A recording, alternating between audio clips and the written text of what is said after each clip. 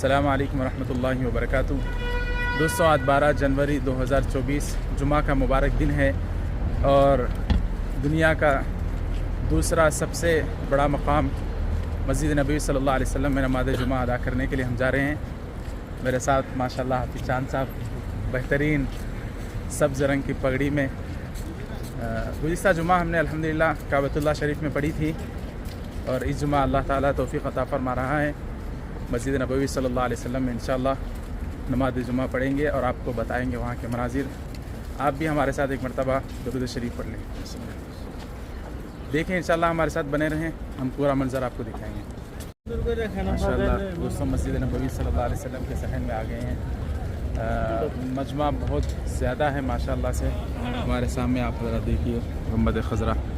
मुस्तफ़ा मुस्तफ़ा मंबउन लिस्सफ़ा सय्यिदुल अंबिया मिशअलुन फिल वफ़ा कान फ़ी अत्फ़िही लिल यतामा दिफ़ा। मुस्तफ़ा मुस्तफ़ा मंबउन लिस्सफ़ा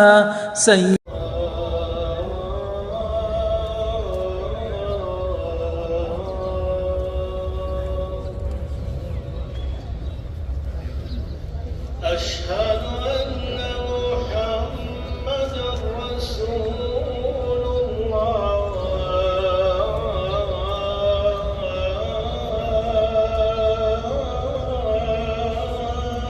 سيد الأنبياء مشعل في الوفا كان في عطفه لليتامى دفاع. حن قلبي له فاض شوقا إليه ليس أرجو سوى شربة من يديه.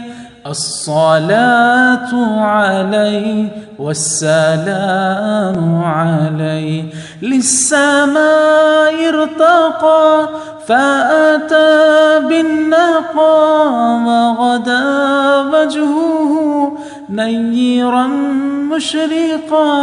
كان من عفوه حين حان اللقاء قال فلتذهبوا أنتم الطلقاء. مصطفى مصطفى منبعون للصفا سيد الأنبياء مشعل في الوفا كان في عطفه لليتامى دفاع. حن قلبي له فاض شوقا إليه ليس أرجو سوى شربة من يديه. الصلاة عليه. माशाअल्लाह दोस्तों, जुमा का दिन है, बहुत अच्छी सुकून की जगह मिली नमाज़ पढ़ने के लिए भी। माशाअल्लाह आने में ताख़िर हो गए, लेकिन अल्लाह का फजल रहा कि अल्लाह ने अल्हम्दुलिल्लाह जगह मिल गई। मस्जिद नबवी सल्लल्लाहु अलैहि वसल्लम में नमाज जुमा की अदायगी हो चुकी है। मजमा अपने अपने होटल्स की तरफ रवानदवा है। देख सकते हैं माशाअल्लाह गुंबद खज़रा, छतरियाँ यहाँ पर मौजूद हैं। इसके सामने गुंबद खज़रा है। अल्लाह ताला तमाम इबादत गुजारों की इबादतों को बसमातुल बुसाता सय्यिद फिल करम क़िम्मतुन फिल अता. मुस्तफ़ा मुस्तफ़ा मंबउन लिस्सफ़ा सय्यिदुल अंबिया मिशअलुन फिल वफ़ा كان في عطفه لليتامى دفاع. مصطفى مصطفى منبعون للصفا